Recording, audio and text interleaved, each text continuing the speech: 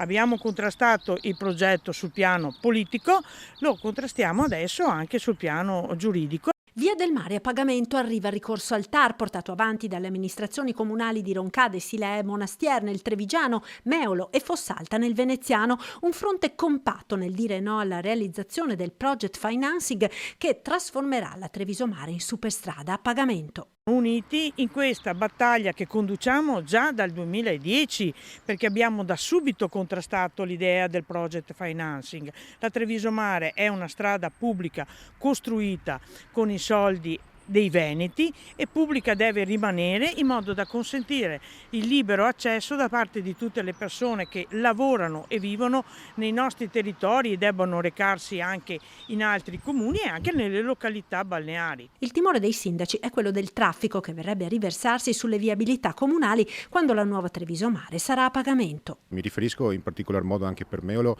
su un tratto dove contiamo 5 milioni di transiti all'anno e solo la metà di questi transiti si può considerare transiti per vacanze balneari.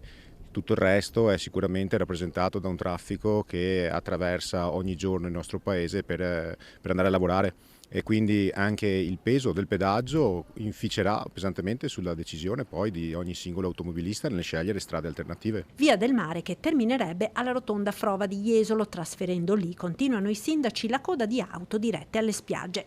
Appreso del ricorso, ribatte l'assessora regionale alla viabilità Elisa De Berti: ho sempre detto pubblicamente e anche ai sindaci che nel momento in cui avessimo avuto la convenzione per la Via del Mare, che era da firmare entro fine anno, a gennaio avremo aperto i tavoli di confronto per sentire tutte le perplessità.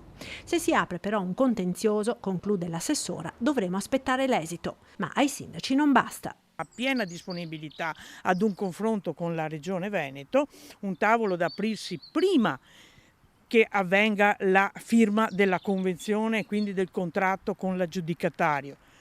La disponibilità, ripeto, è massima, però nel contempo ci cauteliamo anche da un punto di vista giuridico con la notifica di un ricorso.